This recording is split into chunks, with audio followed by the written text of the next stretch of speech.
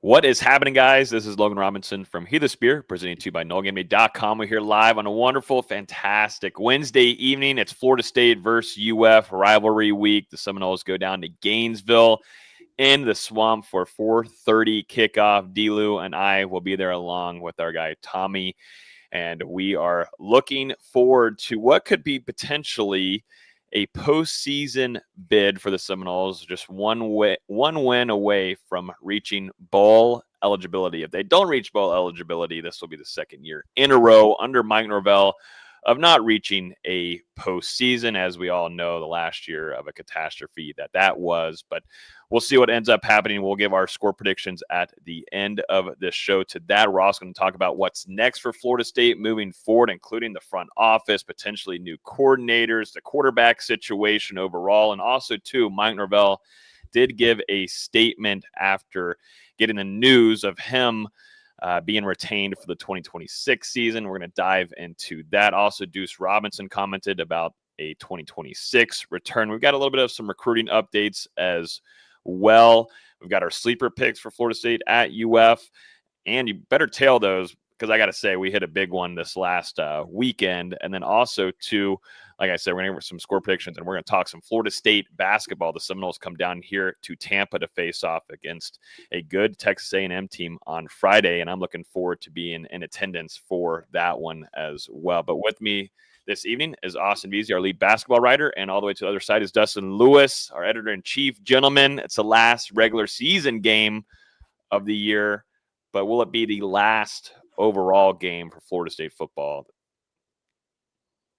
It very well could be. We'll see what happens, but good to be back for the final week of the regular season. It's been a crazy journey since August 30th, and even though Florida State's right on the cusp of all three of our record predictions, whether it's Austin's 5-7 or me and Logan both had 6-6, I don't think the way that we got here, anyone expected that. It's been a crazy ride, and we'll see how things go on Saturday in Gainesville. But just want to wish everyone a happy Thanksgiving. Hope y'all get to enjoy some time with your family before the game, and we'll see how things go in the Swamp. Yeah, hopefully we can spend 24 hours forgetting about this football team because they haven't left us much to be thankful for this year. Yeah, we came out of that Alabama game going, hey, they should be like 9-3 at worst, and here we are at 5-6, and there's just no emotion going into this game because both of these teams are absolutely putrid. Florida's 3-8. They fired their coach a month ago, and their interim coach has yet to win a game. So just it sucks that this is where this rivalry is because there's nothing I hate more in this world than the University of Florida, as people probably know. And here we are. Mm-hmm. Yeah, their fans attacked you literally online. You have Twitter. I mean, yeah, not only that, but basketball game. But that rampage I went on like 2 years ago didn't help either. Like we have a history. Yeah, no, but it is Florida State UF, man. You always look forward to a feisty rivalry, but like you guys have mentioned, it's not much of excitement, and there wasn't much last year as well. And it's just a back-to-back year of, you're just hoping to find some kind of anything to get excited about. And, Florida State, there's still a lot to fight for. This team internally, they want to reach a bowl game. We heard from Deuce Robinson this week and said, his focus is on that and trying to reach the postseason. And he believes in the staff and Mike Norvell and such. And they really are striving for that. But, with a massive concern that you have is Florida State on the road. And they do not play well whatsoever on the road. And it so happens to be that you are going to be in the Swamp, D-Lou, on a Saturday late afternoon kick. And no matter what, Florida State has struggled in the Swamp, still will come away with wins, but they're close. They're close. But just not easy games for the Seminoles in the Swamp, no matter what. And, you just saw Tennessee absolutely rout them, but you look at FSU and it's like, I don't know if Florida State can play to a caliber to be able to put enough points up on the board offensively. It's just way too inconsistent from play at home compared to on the road. I was about to say, no, they're consistent. All right. They're just consistently bad on the road. Like, yeah. Haven't been good outside of Tallahassee, but maybe one little sliver of light in the darkness. They are going back to the building where they got their last true road win. It's been almost 732 days for Florida State since they won a true road game. Obviously not counting the ACC championship in there since that was a neutral site. But the last time Florida State was in Gainesville, they were able to defeat the Gators 24-15. FSU actually has won 5 of the past 7 meetings in the Swamp, so that's a little bit of a crazy one. Obviously, Florida holds a pretty heavy all-time edge there when facing Florida State at home. But, yeah, this team hasn't played good on the road for 2 years. They got to figure it out on Saturday. If not, the season's over. I mean, plain and simple. Yeah, I mean, they've shown no life on offense for the last 3 games on the road. Stanford, they looked dead. Clemson, they looked dead, and NC State, they looked dead against arguably the worst defense in the ACC. So, one of the worst in the country. Some dam's going to have to break, whether it's Florida State finally wins on the road or Florida gets their first win under an interim coach this year. So, something's going to have to give. Like, Florida got blasted by Kentucky 38-7, and we're still like, could go either way. Yeah, it's a Florida team. I think you said it, Austin, but I mean, they've lost 4 straight games. The last 3 of those defeats, all by 10+ points. And even still, it's like it's no guarantee that Florida State's going to walk in there and be able to figure out a way to end these road struggles on Saturday afternoon. And, we've talked about it. I've brought it up multiple times last couple of weeks, but it feels a lot like 2021 where Florida State was 5-6 going into Gainesville. UF had no momentum, an interim head coach. And Florida State, they put together a stinker, lost 24-21, and ended their season 5-7 in Mike Norvell's second year at Florida State.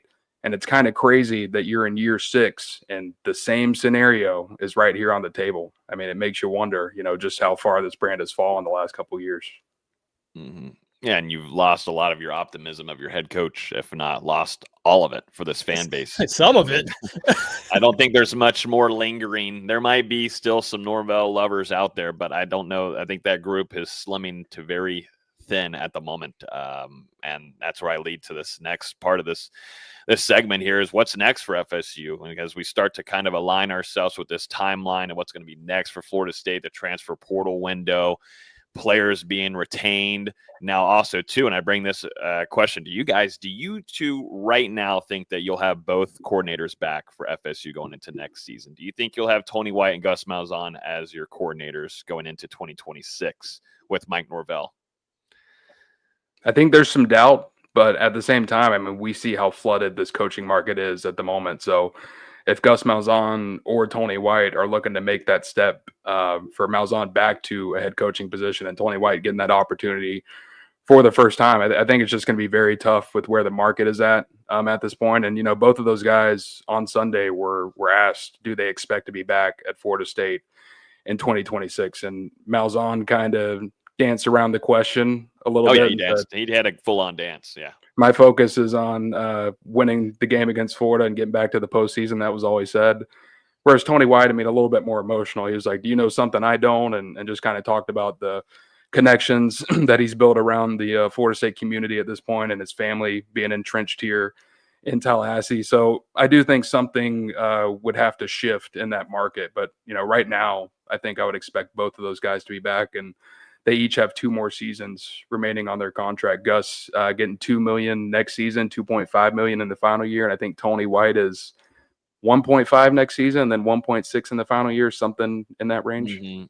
Yeah, I think if it's up to Norvell, they'll both be back. And honestly, the defense has been playing better the last few weeks. Now, granted, like the standard they put themselves off to is bad, but they've honestly been playing kind of well these last few weeks, only allowing 16 points per game the last 4 weeks. Maybe even less than that. Like, the defense isn't the reason they're losing games right now. It's the offense.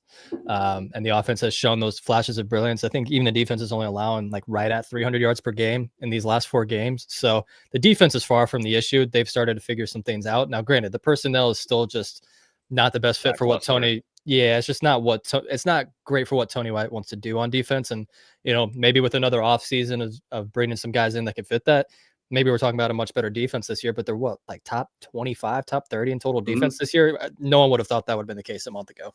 Yeah. I mean, you had those defensive struggles there, obviously late September to really the middle of October, that Virginia game where you give up 46 points, and then the Miami game where it comes out and they really air it out on you, go up 28-3. And then, you gave up, what was it, 34 to Pitt. Pittsburgh as well. So, I mean, it was a tough stretch there. But like you said, Austin, I mean, they've climbed their way back up these last couple of weeks. Yeah, shouldn't have said that. But around that, I think 25th in total defense, like you said. And then they're also back in the top 35, I want to say, of scoring defense. So a little bit of a resurgence in the second half of the season for sure. And they're forcing turnovers. Like, they didn't force any turnovers last year, and they've gotten 4 in the last 4 weeks. Like, they're doing what they're supposed to do to win games. It's not their fault the offense has completely shit the bed. Yep. And I mean, they had FSU right there on Friday night, and NC State. couple. Well, I get what you're saying. Friday night, but yeah, a couple special teams mistakes. I mean, really doomed you in that one. The defense played well for the majority of that game, outside of one drive where it was 9 minutes. But I mean, other than that, a solid outing for them on the road. Mm-hmm. There was some chatter about Gus Malzahn in Arkansas, but now there's some reporting happening earlier today of that Arkansas job. USF's Alex Golish now expected. That's not fully confirmed yet, but expected to take that job up there in Arkansas. And, you know, that's a big time news thing here down in Tampa. Which broke while we were at practice for the Bucks earlier this morning. Still not really fully confirmed there. I believe to USF put out a statement just a little bit ago. Their AD came out and made a statement saying he's been contacted by multiple schools, but we're focused on finishing the season, yada, yada, yada. Anytime you see a statement like that, he's taking the job elsewhere. Like, yeah, he's definitely headed out. He's headed out somewhere. But, you know, like I'd mentioned, though, and we even spoke out on the last podcast, but, you know, Gus Malzahn and the ties there with Arkansas, there would be some kind of sense there where that could be an opportunity if it were to arise. But we'll see. I'm leaning to where you might see some change. I don't think both coordinators come back next season. And I don't know if you really, it just depends too on where you go in the quarterback room, which I'll lead us into next. I think Florida State has to find a pure QB1 that is actually a good passer. You just got to find a better quarterback, got to find a good quarterback. Right now, Tommy's not the answer for that. And Florida State's going to have to pair that with an offensive coordinator. Who that might be, I don't know. But if they do feel like it is Kevin Sperry, then it will be Gus Malzahn and Tallahassee. But if it's not Kevin Sperry and they don't also feel confident in Tommy moving forward, then I think you have a new coordinator in Tallahassee in 2026. But now, you know, everybody's looking in the transfer portal for a quarterback, some names. I think Dylan Raiola, there was a report today that he's interested in entering the transfer portal. There might be some smoke there from Nebraska. Then you got Sam Leavitt. That was a few weeks ago from Arizona State. Some talented quarterbacks there, and that's only going to grow even more. There's probably going to be some names that we're not even thinking of that will enter the transfer portal. As we saw last season, word gets around.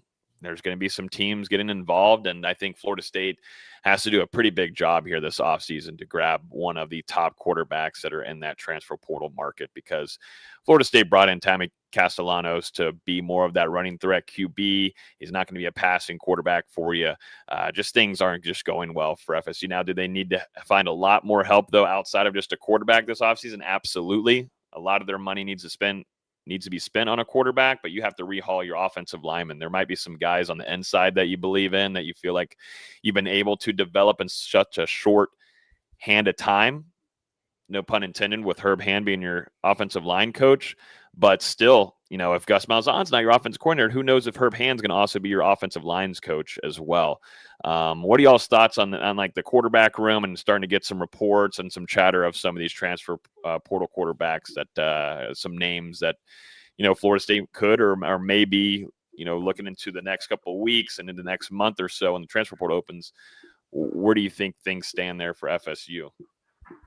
I just personally, I really don't expect to see Florida State make a change. You know, if Tommy Castellanos is able to get another season of eligibility, it seems like there's mutual interest between him and Florida State for coming back for another season in 2026, especially if Gus Malzahn sticks around. I have a hard time believing that Florida State's going to dip back into the transfer portal and potentially risk, you know, upsetting Kevin Sperry and losing another young prospect to the transfer portal, just like they did last season with Luke Kromenhoek. And, you know, I've talked about it before. I just think it comes down to the stability of the present and the future of the quarterback room at Florida State. And obviously Tommy Castellanos has his warts, but he also has shown and made some really big plays for Florida State this season when he's put into the right situations. Obviously, we've talked about it on the road.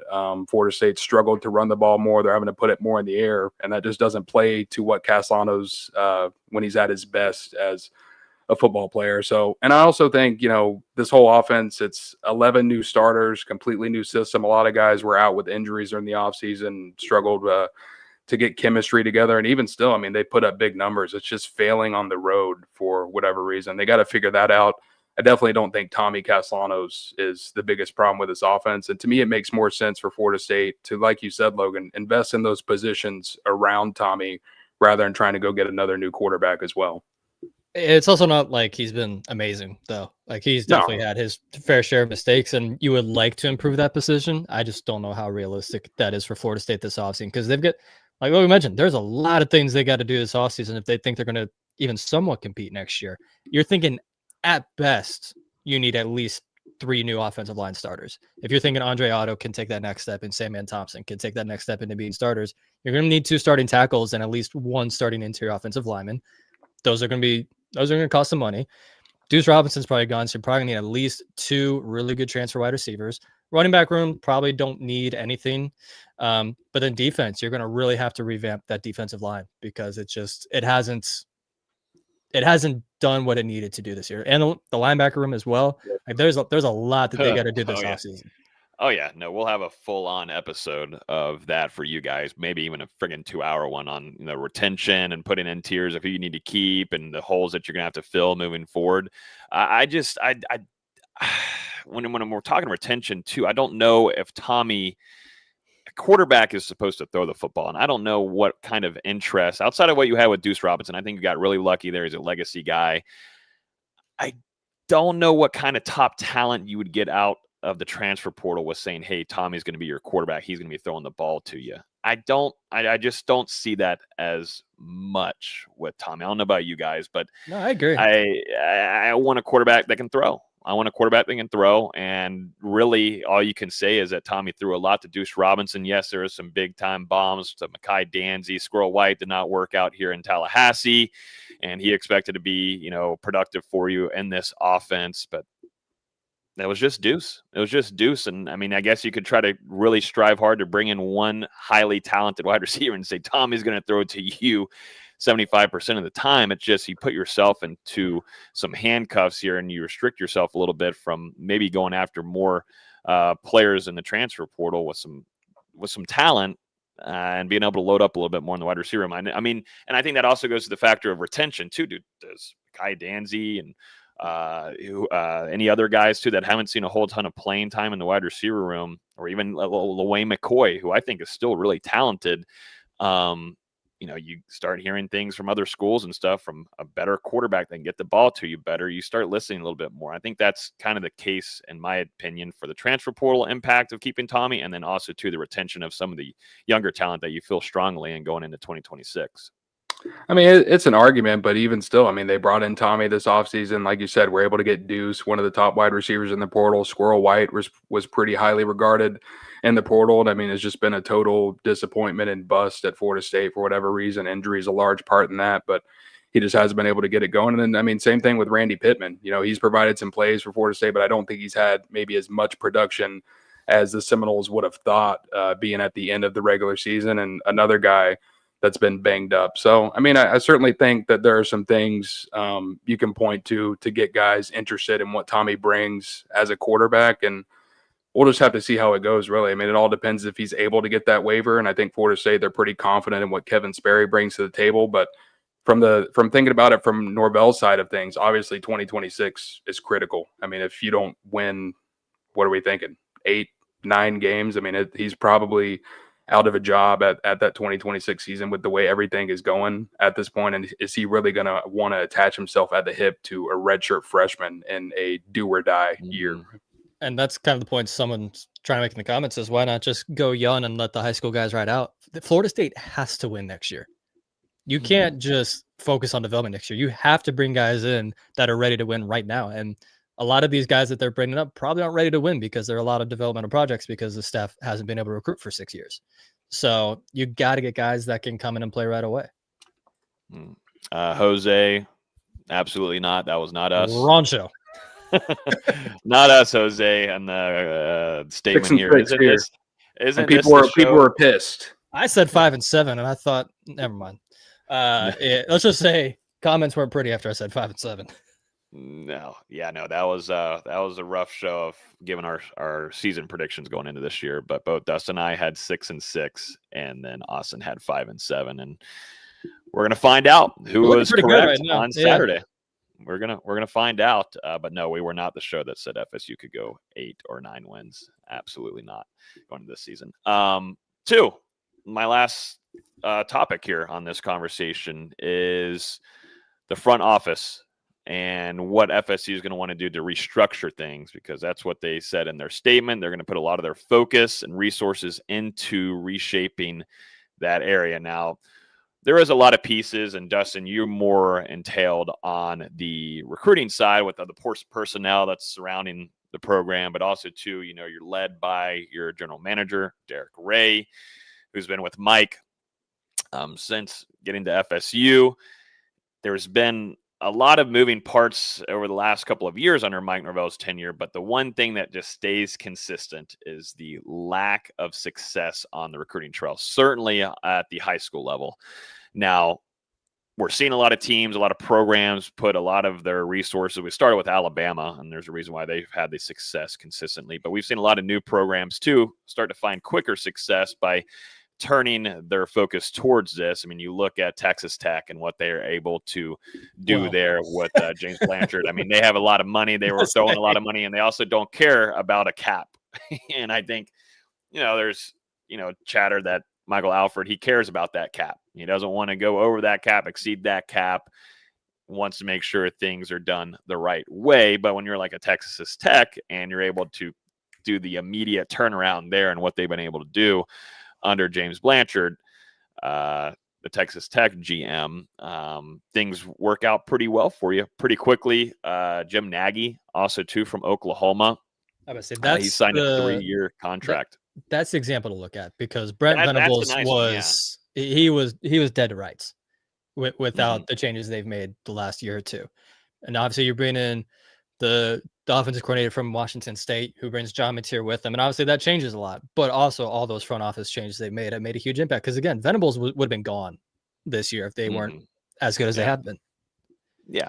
It's a ever shifting landscape, and we saw Florida State get ahead of it, with their success in the transfer portal early on. But as far as this on the front office side, I definitely feel like they've fallen behind a little bit. And you see a lot of these major teams starting to adopt more of an NFL style front office setting at the college level. And I mean, it's something new. It's something that you're going to have to invest money in and find the right guys to come in and make those decisions. But it's a necessity for a program like Florida State that expects to compete for conference championships and a potential playoff spot every year. And obviously that's been lacking for a decade now. And, with the changes that they've made to the coaching staff, I think now going into the front office and really upgrading there, I mean, that can only be beneficial for Florida State, whether it ends up paying off for Mike Norvell or the next head coach in Tallahassee.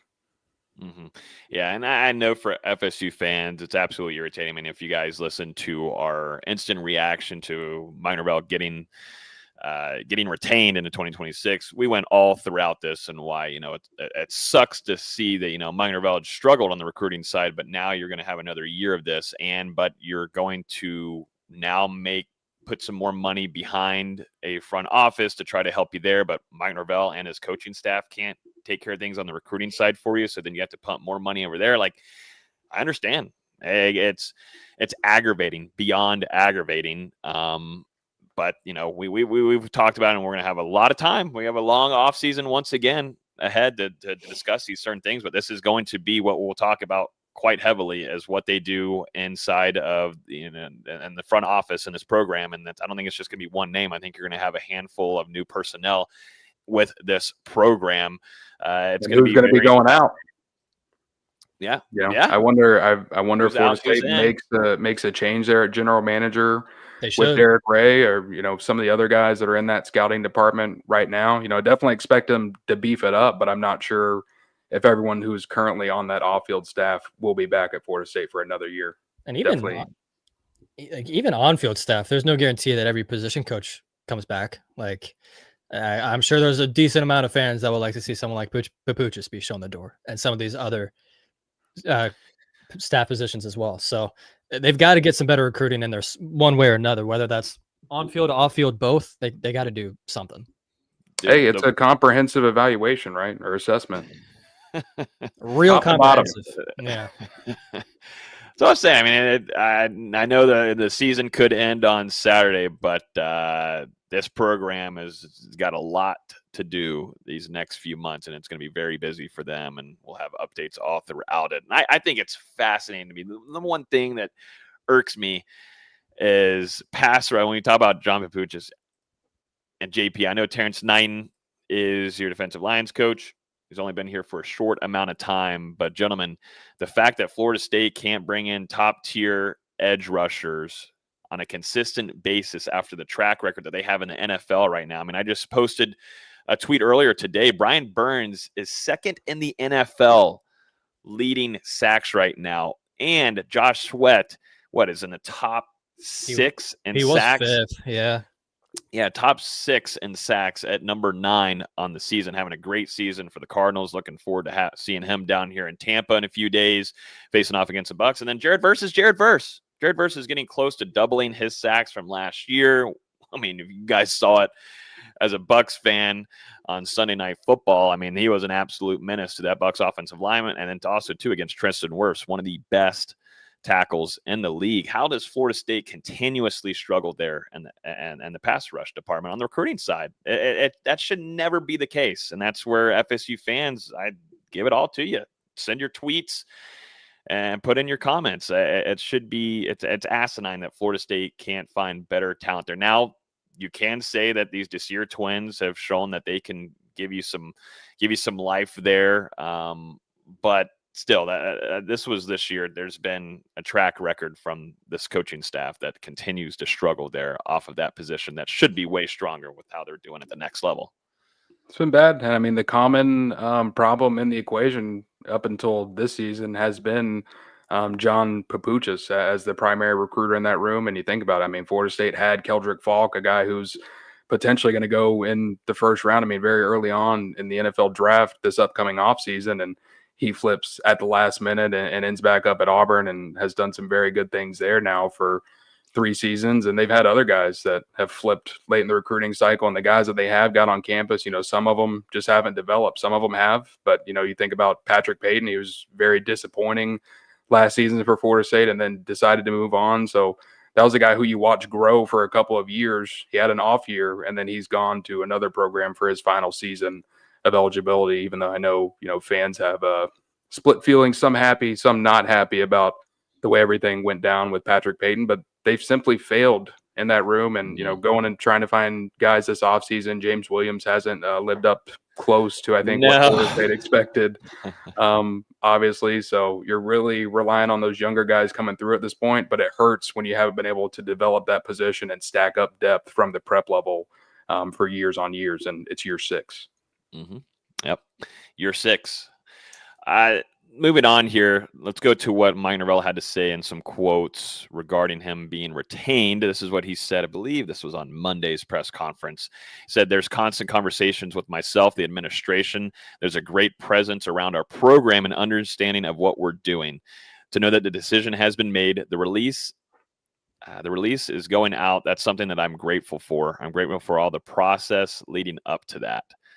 My focus and concern has been trying to help pour into these players for us to go be better. I've seen positive response. We weren't good enough Friday night and what we needed to be done, but that's my focus, and it's going to be my continued focus. I'm grateful for the announcement yesterday, excited about it, moving forward with clarity for recruits, for our players, for our staff, for everyone, for everything that's there."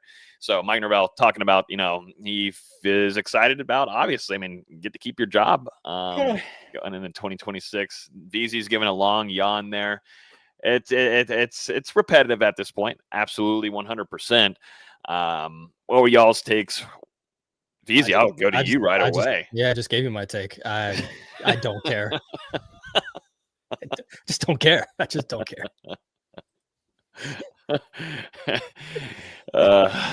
My favorite part was I don't think you read it off. It was a long Another part. response to that question, but I'm not going to let them down.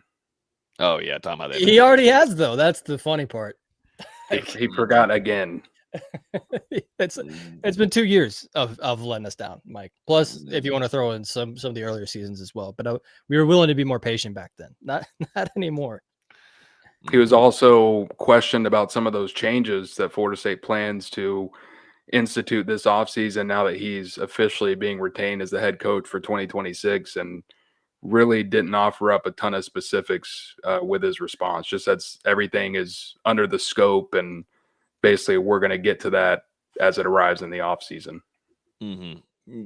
That's where very comforting to me. Yeah, it's not comforting for any fan. Like, you want to get a little bit of some, like, hey, this is how we're going to maybe be making some changes here in the front office. This is kind of maybe the personnel that we're going to be doing, blah, blah, blah, moving some parts around. You could just have said that. You could have just said that, and that would have given some fans, okay, maybe something to look forward to. That's where I'm questioning. I was talking with my dad, and he's been a longtime booster. And, I was like, what is going to get you to go to a Seminoles booster event? Like, I feel bad for the boosters and the Seminole boosters that have to try to pry fans into coming to these events that Mike Norvell is going to have to speak at again. It was already hard enough this last offseason, I could only imagine. But this year, who is going to first off pay to go see Mike Norvell speak? Nobody wants to hear him speak right now. And it's the same thing. You're not really going to get anything out of it. It's going to be the same thing over and over and over again. But are any of you two gentlemen? I mean, probably the worst two people to ask at the moment. But I just, what is going to get, I'll save it for another episode, but like, what is going to get this fan base excited going into next year? What is there? And that's why I was talking about, quarterback, got to bring in the best quarterback available out there. Like, got to do something, man, because I don't know who's going to be excited for this next season at this rate with where you're at right now. Definitely whenever, Mike gives answers to that and kind of just doesn't want to dive into anything that is a little bit like a question that's harder for him to have to answer. And I'm happy to be in Gainesville on Saturday, and I'll be there for the post game. So yeah, we'll see what he says then. Hopefully they're able to get some big time transfers or something to generate some hype. I think at this point, Florida State fans, you're on one side of the fence or you're on the other. Some fans are still trying to do their part to support Mike Norvell and hope this thing can get turned around. And then I think, obviously another large portion of fans are just done with the situation, a lot of apathy, and, it just kind of feels like you're being held hostage this offseason when knowing there's probably not going to be very many major fundamental changes made within this football program or on the roster. So, it's two different sides of the coin. You can either be optimistic or not optimistic. And either way, we'll all have to watch how it unfolds here over the next couple months. But by January 10th, we're going to know a lot about this football program going into 2026 and how they're going to be able to perform. As I said, either Sunday or the last time we had this conversation about booster events, it's just going to have to be Lincoln Laux on the booster tours for a little bit. Those are the only two they at least have some excitement. They at least maybe they can bring in like Bert Kreischer for like a comedy tour, mix it in there with Mike or something. Get some people in there. Anything but this, because if it's Mike going out on the booster tours, you're going to get a lot of where's the loyalty kind of moments like we have with Jimbo back in the day. Yeah, that might not be so pretty. Well, there won't be any Q&A. That portion is cut off. That might need to be scratched.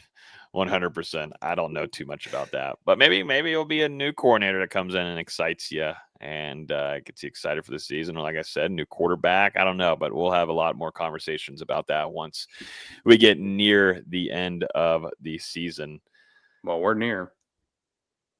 Hey, bowl game potentially. Still got a chance. We can't give up on that. You don't want to give up, right? Come on. Y'all aren't. What are we not giving up on? Well, fam, put it in the comments because I saw right before we went live, a lot of people were saying, is it bad that I don't want to have a bowl game? I don't want to see another game this season. You let us know in the comments your thoughts. Do you want to see another FSU game, or are you ready to just go and cut the head off of this 2025 season and just go ahead and prepare for the off season ahead? Where do you guys? I'm stuck between a rock and a hard place because I loathe the University of Florida and I hate imagining the thought of losing to them, but I also don't want to watch more Florida State football this year. Well, I think the NC State game, with all the bad luck and everything going along with it, just was kind of telling the football gods, was like, we're just going to do you something nice here. We're going to got to help you a little bit in this season earlier than what it could be, and we'll see if that happens on Saturday. But what we should do, though, gentlemen, is make our picks and do that with Sleeper. Our friends over there at Sleeper, they're awesome. Appreciate them for partnering with us this season. We're going to make some picks. We actually won some big time bucks this last weekend. Ladies and gentlemen, if you would have did our picks for Florida State, NC State, that was $5 for $59. Pretty solid. We put it right here. I can actually show it here on the screen. Bang. Right there. Easy cash for you. We're going to celebrate, what was this, our third win of the season? And but unfortunately, Jolly's touchdown lost the game for Florida State. Yeah, I mean, listen, some details aren't needed, but we won money. Won you money. Hey, we still won you money. Took an L, but won you money. But we're going to do some picks for Florida State at UF. I don't see Tommy on here at the moment. No Tommy. I don't think he was on there. Nope, no Tommy. But we got DJ Lagway. Oh, my goodness. Passing yards, more or less, 196.5 for DJ Lagway on Saturday afternoon. And it's been an ugly season for that Florida offense. I feel good about the less on Lagway. I do feel good about that less, too, as well. Uh-oh. Delu's feeling more. He feels like DJ Lagway is going to get going against that second. I'm not sure if I feel more than. I could see 200 yards happening. You don't believe in Jerry Wilson? Is that what you're saying? Is that what you're trying to point out here to us? I wouldn't say that. I just, I want to see him climb back. So here's an interesting one. I don't know if it'll be on the hot picks or not. Jaden Baugh is at 91.5 rushing yards. Or is he at 92.5 for you? Who? Jaden Baugh, their running back. Oh. He's at 91.5 rushing yards. He needs 96 to crack 1,000 for the season. And Florida State on the road is allowing 138 yards per game on the ground. Okay. So I'm just saying 91.5 is a high number. But when he needs 96 to get 1,000, they have literally nothing to play for because they're 3-8. They can't make a bowl game. Hey, nowadays you got to think about it too. I don't know what's in these NIL contracts, but it's like the NFL. You reach certain marks and stuff, maybe you get paid more. Maybe. So I'm just saying, put in the more. There's at least a consideration for me. Going to be trimmed? I don't think so. I was looking for that. There's a lot of he's very consistent at anytime touchdowns, I'll tell you that. And last week against Tennessee, he had 96 yards. Well, this is How good is Tennessee's rush this defense? Is their dude on offense. I mean, for the most part, especially Florida does have some injuries piling up there at wide receiver. Okay. They might have to pound the rock. Lean on the run in the swamp. Okay. We'll do that then. Honestly, maybe Lagway less than makes sense if Dallas Wilson and Eugene Wilson are unable to go. Okay. All right, we got to get some Noles here. Anytime touchdowns. I don't feel good about any of these touchdown getters. Like it's Saltruck on there? He is on there. Less. Oh God. Do we do the less again? Well, do we know if Sam Singleton's playing this week? I want to lean that he will, but we won't know because the injury report. We won't have an injury report this week because it's out of conference. So this is really a tough one to pick here. I would assume he'll be back, but either way, it's just like Saltruck. Deuce is going to get a touchdown against Florida, though. I mean, he's been talking about this game. I feel better about Saltruck not getting a touchdown than I do about Deuce getting one. Why don't we do both? 4 picks worked last week, right? Okay, sure. I say we do it. All right, do both. We'll ride. I mean, what's the last regular season? Do we just pick every single player on here? No, God, no. Let's just go. Yeah, let's go an right 8 now. pick. Yeah. Oh my goodness. Let's see. Oh, we got all kinds of promos, a lot of college basketball ones. I think we're going to use, oh my goodness, a 40% boost. My goodness gracious. Sign us up for that. That would be $5. What would that get? Where would we be at? 5 for 48. That sounds beautiful. I like this. I like this. Okay, so DJ Lagway, less than 196.5 passing yards. Bach, Florida's running back, over, and the rushing, or more, 91.5. Then you've got Gavin Sawchuk, anytime touchdown, less than. And then you've got Deuce Robinson scoring in the swamp, finding the end zone. We'll submit that. Good picks there. I like that. 5 for 48. Get your picks in. Actually, if you use code Noles down below, NOLES, you'll get 100% match up to $100 on your first deposit. Shout out to Sleeper. We appreciate y'all a ton for partnering with us this entire season. Hopefully we'll get more of y'all because we also love some NFL. So, and some college basketball too. We're making some picks moving forward too as well. So shout out to Sleeper. All right, gentlemen, real quick too, I want to note on Deuce Robinson because he did talk about 2026. He was asked about if he plans on returning for next season. He said, I think there's a time and a place for that conversation. Right now, my focus is on Florida and to do my best that I prepared well and try to make a bowl game. So I think Deuce should think selfishly moving forward. I think he's most certainly a star player and would do well in the league for himself. And we'll have to continue to monitor where the draft boards have him at. But personally, I'd have him in the second, third, kind of fourth round kind of region for him, maybe more third to fifth, I'd say. But he's definitely next level caliber in the way that he's played this season, gentlemen. Yeah, definitely a breakout star for Florida State. And, you know, your moment doesn't always come twice. So I think with what Deuce has put on the field and on tape and the production that he's put up for Florida State, if it's in his best interest to go pro now and pursue that opportunity, then he should do it. I mean, plain and simple. But this guy's also an FSU legacy, you know, loves being here in Tallahassee. And he has had a couple of bittersweet games against those rivals this season, against Miami and Clemson, losing both those games. So, hey, I mean, maybe he wants to come back for one more run in 2026 to try and get revenge. Would you rather go 4-8 next year or get paid millions of dollars? Tough I'd rather get paid. That's what I'm saying. Yeah, and too, I see the comments in there as well. There are, I mean, everything can't just be great. He has had a lot of drops, and there's been some big time drops there in the end zone. That's something that he does have to improve as well for himself. He's got to be better there and be more consistent with his hands, and he'll tell you that too as well. But by far, at least offensively for Florida State, he's been the best player on that side of the ball. But it'll be very interesting because, like I said, there's things that he can improve on, and he's just going to have to see what the scouts and other people are telling him on if it's a good idea or not. And, you know, too, might be the conversation of who's going to be their quarterback going into next year. That is going to be the vital, probably, decision maker for him moving forward. All right, gentlemen. It's time to make some picks. Let's talk about it first, though, in our preview. Florida State at UF. Florida State 5-6. UF 3-8. This is on ESPN2, and a late afternoon kickoff at 4:30 in the Swamp. D-Lou, you and I will be there for this one.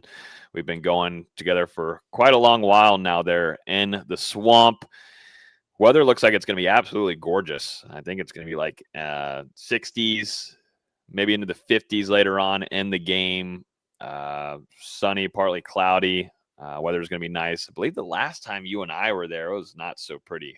It was kind of ugly of weather going in. At least I remember driving. It was rainy. But going to be a pretty day for football. But here we are. Florida State, one win away from hopefully reaching a postseason game. The Gators, they're fighting for just ruining any kind of dream that the Seminoles have of going to a bowl game. So as we know, we talked about earlier in this episode, this team does not play well on the road. It's awful. It's god awful. It just doesn't play well. They don't play well. It's a hard watch. It's a really hard watch. But you got to hope this offense can do something. If not, you know, it's just going to be an ugly game, in my opinion, from both sides, from UF's offense and FSU's offense, if it continues to show what they've shown us all season. Yeah, it could be a really ugly one down there in the swamp on Saturday afternoon. FSU, like you just kind of mentioned, I mean, they don't perform well offensively on the road. And then Florida's offense, I mean, you look at it, majority of metrics, they rank 89th or worse in the country, just 19.9 points per game. That's 118th in the nation, 322.4 yards of total offense, 108th in the FBS. The Gators, I mean, they're having their own kind of similar to FSU's 2024 campaign, just 24 total touchdowns on the season in 2025. FSU as a team had 20 total touchdowns in 2024. So it's been really rough for them to put points on the board in any capacity. DJ Lagway hasn't had the progression that many expected going into his sophomore season. It seemed like that offseason time and injuries limiting him has really set him back. Just 13 touchdowns to 13 interceptions, less than 200 rushing yards. It's been a real struggle for this Florida team. And like we've talked about, I mean, haven't won a game since Billy Napier was fired, 4 straight defeats. But either way, I mean, it's a rivalry between Florida State and Florida. Both teams are going to get up for this matchup. And like you said, Logan, I mean, Florida has nothing to lose. The season's over no matter what when this game ends on Saturday. So they're going to go all out to try and put Florida State on the sideline for the rest of the year as well. You didn't even get bad enough with the stats, because if you look at their last 4 games under interim coach Billy Gonzalez, I don't know why they thought going from one Billy to another would work, but it clearly hasn't. Last 4 games, they're averaging 15.5 points per game. 278 yards of total offense. And they have, what is this? 5 turnovers, also 15 penalties for 135 yards. This team's just bad. Just a bad football team under Billy Gonzalez. They're just not playing well. I mean, when you lose by 31 to Kentucky, that's kind of the sign that things aren't going well. Yeah, seems like they're kind of checking out and guys are getting ready to hit the portal or for the new head coach that Florida brings in or whatever. But definitely a team, because, I mean, remember, I mean, they were competing earlier this season, were able to upset a top 10 Texas team at home, defeated Mississippi State the day before Napier was fired. And ever since then, it's just complete landslide. I mean, really have fallen off a cliff. Yeah, so you're saying FSU has a chance here? You're saying FSU has a chance on the road? I'm wondering how checked in FSU is as well. Here's the thing. We saw going into the Clemson game. Clemson they didn't want to be there. And Florida State was amped up for that. And they still shit the bed. Dude, yeah, no. I was at the pregame, dude. Like, it was a complete 180. Florida State, jacked up, ready to go. The vibes were phenomenal. You look over at Clemson, dude, they did not even look like they wanted to be there in pregame. Man, we're like, let's just play football. And they really just had to play average, below average to beat FSU in that game. And they had to play one good quarter, literally. Yeah, and that's very well what Florida could do in this game. They'll have the environment. They'll have a lot of the fans will be there for this one. They'll always show up for FSU coming into town. There's nothing better doing Gainesville. FSU wants to play football. I mean, they'll be jacked up probably again in pregame and such, but the execution on the road, certainly in their last couple of games, has just been god-awful, and many mistakes, stupid mistakes as well, and just making simple things. Hopefully no muff punts, right? No muff punts, right?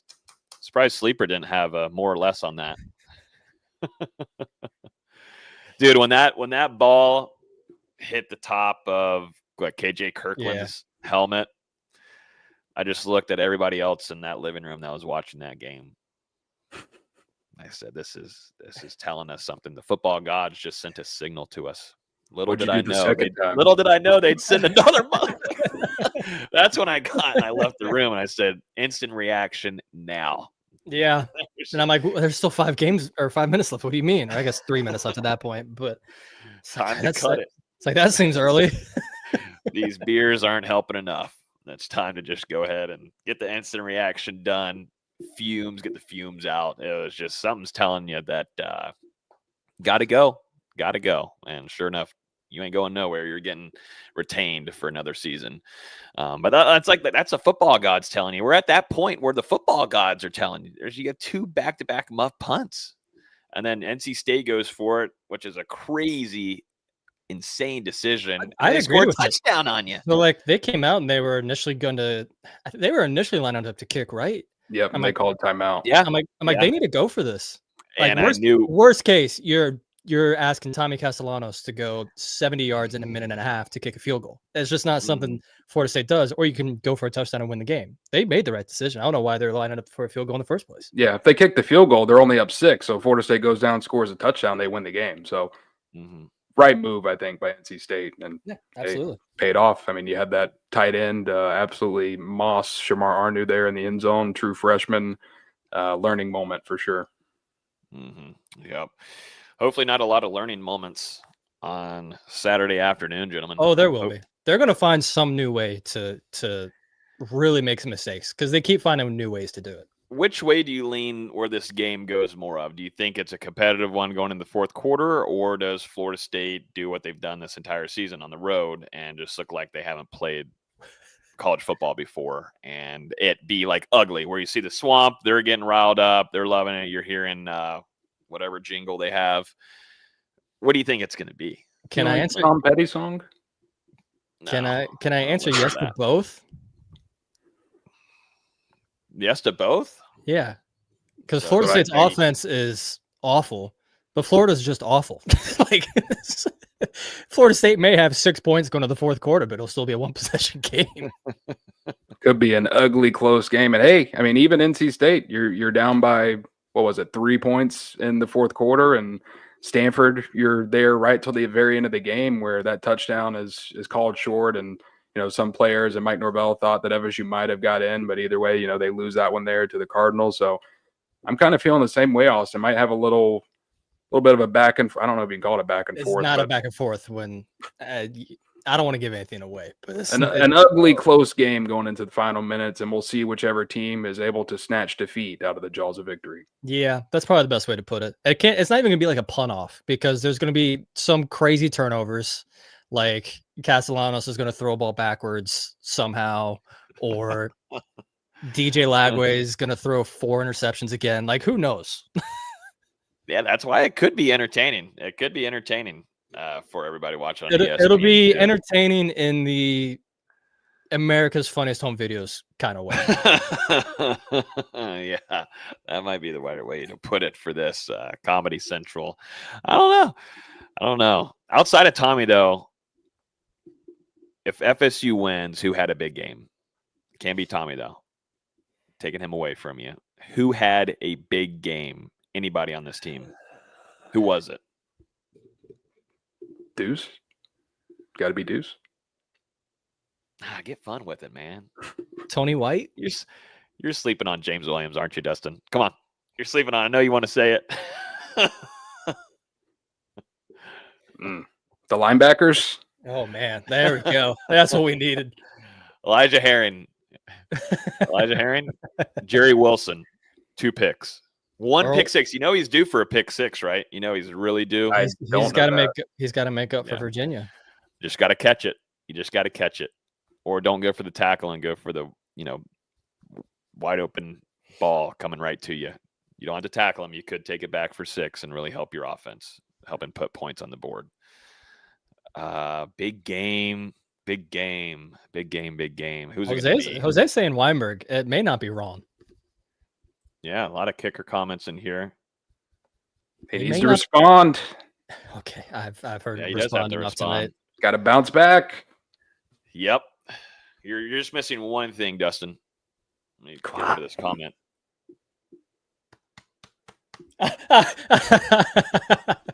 You're missing it. I wonder how many times Dustin's going to hit himself in the press box. That's one thing I've missed. I've not been able to go to a game yet this season with Dustin, but usually that leg is red after a game. Bang, bang. I don't know what you're talking about. Oh, yeah, you do. Yeah, you do. Yeah, you're thinking of someone else. No, I'm not. No, I am not. People saying Danzy feel like that's going to be the big guy that has a game for you to win. Okay. How many reverse sweeps we thinking here? Over under 2.5. That's where I'd set the line. Dang, that's heavy. It's a good line. Yeah, it's a good line. I'd have to go under on it just to feel safe. But because if the first one works, they will run it 2 more times, at least. Mm-hmm. No catches last week for Mackay. They sometimes just disappear, don't they? Disappear. Not saying it's on the players. Sometimes we wonder where 32 goes. We wonder where some of these players disappear to. But anyways, let's get some score predictions, guys. There's not much more you can really dive into this game and try to BS everybody around. But we can give you some score predictions. Who's up first? 36-9. It's Dustin. Yeah. I get to end it. Dude, Dustin gets to end it for us. You get to end it for us. Are you going to predict that? Are you going to go to your preseason prediction where you predicted 6-6? Are you going to hold on to that? This is where it all goes down. Is it 6-6? Or are you going to think Austin Veazey was right?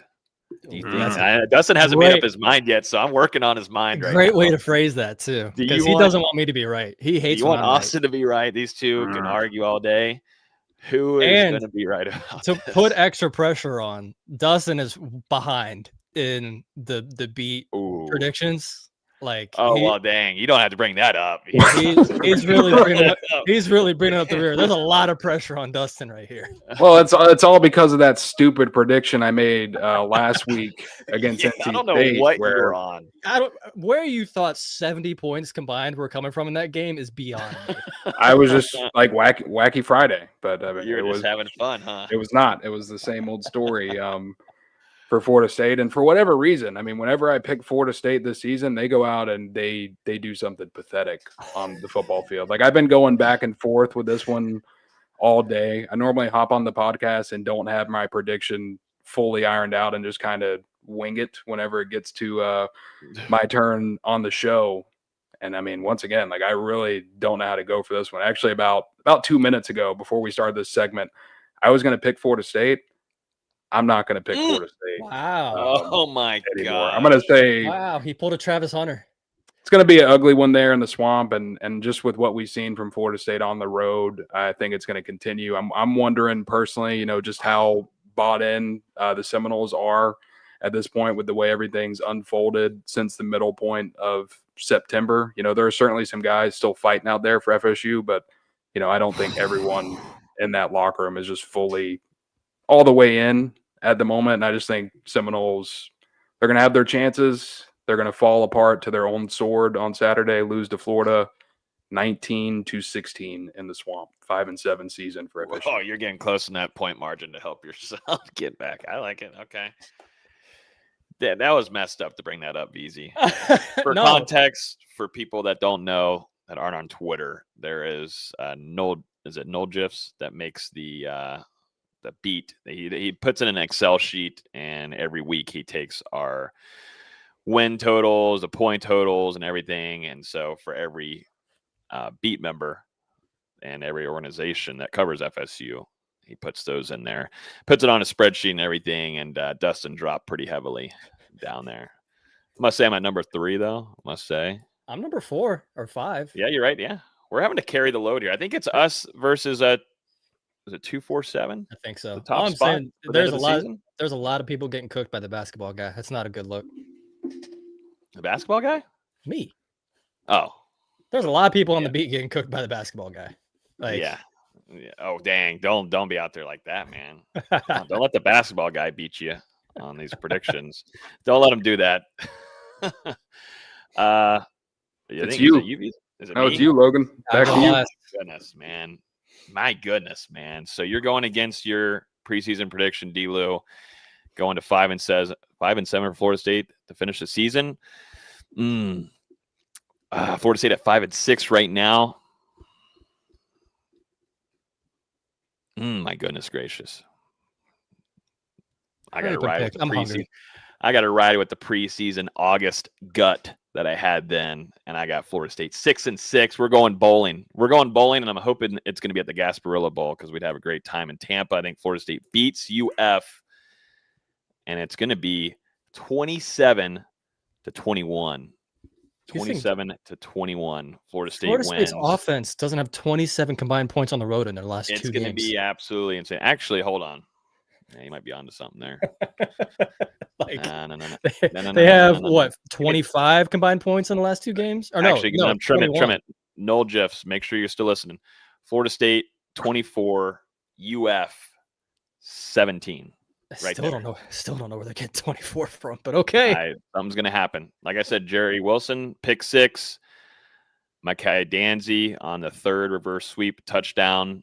Jake Weinberg hits a bomb of 54-yard field goal, and then also 2 Daryl Jackson fumble 6. Everybody, let's have a night. Oh man, let's have a night. Fumble 6. I just hope 5. It's gonna be on the 5-yard line. I just hope if Daryl is able to get his hands on Lagway, he brings him down this year. Like, remember that from last year where he got shook off? oh man, okay. That was tough to watch. That was that's a pick right there. I don't know what the crazy part is. Florida State scoring 24 points on the road, or Daryl Jackson scoop and score. Dude, I'm telling you, it's going to be absolutely awesome. So I'm not saying that this offense is going to put up a ton of points, but this defense is going to come in clutch for you. Jerry Wilson pick 6. If that happens, y'all, make sure that instant reaction has a bucket of beer next to us, because we're post gaming in Gainesville, D-Lou, before our drives back home. VZ. Oh, man, VZ, where are you going? I hate the University of Florida. Absolutely hate them. I hope that stadium lights on fire as soon as that game's over. Didn't it light on fire a couple of years ago? Maybe. Actually? Yeah. Maybe. In the offseason, it lit on fire. Maybe. So it's due for another firing? It is. It is. Burn it to the ground. As long as no one's in there. Yeah, no one's yeah, in there. It yeah, could yeah. be like, Yeah, let everyone get out. Even if there's a lot of people in that decision that made a lot of bad decisions to get there, let them get out. Let them get a second chance at life. Burn the stadium to the ground. okay, new season coming for UF. I said 5-7 before the season. Nothing is going to make me change that. Wow. I'm sticking with it. I hate picking Florida to win. Absolutely hate it. And it's going to be ugly. This is going to be two Pee-wee football teams going at it. I've got Florida winning 16-13. My goodness gracious. In a gross, disgusting, despicable battle. Oh, God. Not as exciting as maybe mine with Daryl Jackson. No. Jerry Wilson. No. This one's and then who scores the standalone touchdown for FSU? I don't even know. It's probably be like a Randy Pittman rushing. That's exactly what I was thinking in my mind. Like Randy Pittman, Wildcat. It's gonna be one of those kind of games. Okay. All right. Hey, we're there for some entertainment. Never know what could happen. It's a rivalry game. We'll see. But, historical data shows us from this year, Florida State doesn't know how to play on the road, but maybe they'll change that. Well, I was going to say, maybe last year too. Anybody remember that 2024 season?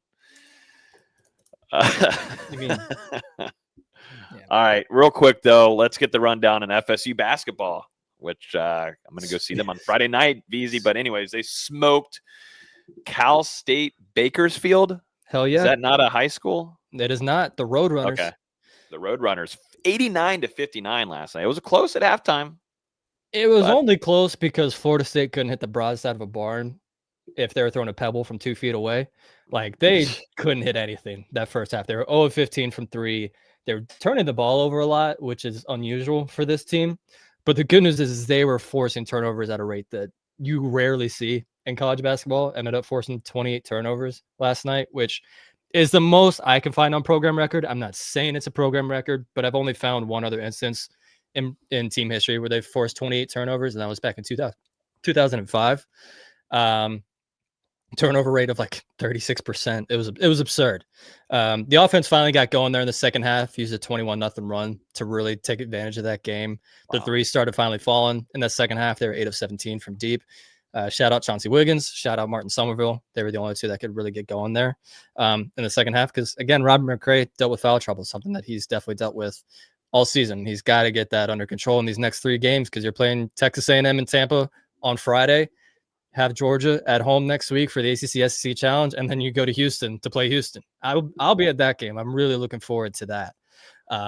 But you got to get some things straightened out. We're going to find out a lot about this team over this next week and a half because Texas A&M's not amazing. They're also first-year head coach for them, Bucky McMillan, #BuckyBall. A lot of fans wanted him at Florida State. He ends up going to the SEC at Texas A&M, which is kind of what I expected would happen. And they just haven't been great this year as they're adjusting to that new system. They're allowing teams to shoot 42% from three, and Florida State's offense has been cold from three the last few games. So this may be a good chance for them to wake up. Georgia has Mike White, so you never know what you're going to expect there. And then Houston's Houston, but they haven't really impressed me much this year, to be honest. So we'll see how they go these next 3 games. Going into the season, I would have been super happy with just winning one of these 3. And now I think it's kind of realistic you can win at least 2 of them. Yeah, it was a rough outing offensively for Florida State on Tuesday night, but I still think the defensive effort and the multiple looks that they're able to throw at these teams, the amount of pressure that they're putting on full court and trapping. I mean, I want to say it was at least 2, maybe even 3 10-second counts last night. It was at least 2. I mean, I want to say it was 2, and they also had the rare 5-second call where the ball is actually in play because someone's holding the ball for too long. You rarely see that in college basketball these days.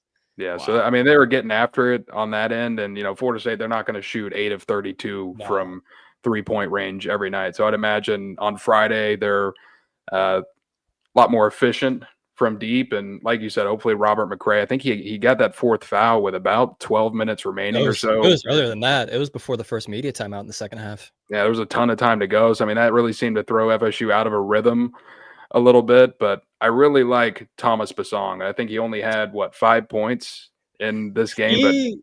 If there is ever going to be a player that wins ACC Defensive Player of the Year for playing 18 minutes a game, it is Thomas Basong. He is a demon on defense. He only ended up with I think it was 1 block and 0 steals, but he single-handedly forced 6 turnovers. He was getting after it. And as Florida State was down to begin the game, it was 8-2, I want to say. And then he comes in, instant 3 turnovers from Cal State Bakersfield, and Florida State goes on an 11-2 run. He's unbelievable on defense. I've never seen anything like it. And Florida State's a lot of great defenders over the year. He has all that kind of potential and more. He's going to be fun to watch as he keeps growing. I mean, obviously, just a true freshman. He's really put together with that frame at 18 years old. I like what he brings to the table for Florida State. Absolutely. Dude, what channel? I'm looking for what channel this ESPN? Ooh, I don't be on ESPN. I think it is. I mean, I'm getting streaming ESPN options. 2 at 5 p.m. I'm double checking real quick. ESPN 2. Okay. Yes, ESPN 2. Okay, so a lot easier for people to access for that one too, because I know it's a little tough right now to find the games on ACC Network Extra. And unfortunately, I'll have to miss the first half, which sucks. But dang, don't worry, guys. I'll be there at the game. Make sure you stay tuned to my Twitter. I'll give you live updates of FSU basketball after 4 or 5 Michelob Ultras. That'll be the best updates you'll ever have. Definitely, if there's dunks or if there's definitely threes, you're hearing it from me. I'll give you the best updates ever. Then Austin can take over the second half, which is probably a really good idea, honestly. But yeah, that's going to do it for us, guys. Florida State at UF. Then you got Florida State at Texas A&M too as well on Friday. Big sports weekend coming up for the Seminoles all across the board.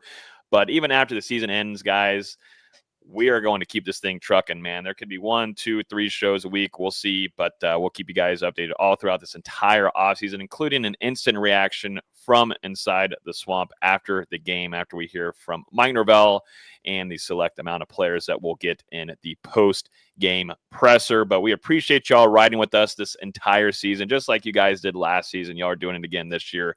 It's deeply appreciative of us, of y'all coming in here, engaging in the comments. We are always amazed by how many people come in here and tune into us on a yearly basis, and we truly, really do appreciate it. And to a quick update, some good news. We will be back hopefully soon on Spotify. I know a lot of you guys want to listen there on the audio version side of things, so trying to fix that, and I think we're getting close to where that is going to be back up on Spotify for y'all, but we're also still on Google Play and Apple Podcasts, and of course, always going to be here on YouTube for you guys. But y'all enjoy the rest of y'all's week. Happy Thanksgiving to you guys, and we'll talk to you on Saturday evening after Florida State at UF. Peace.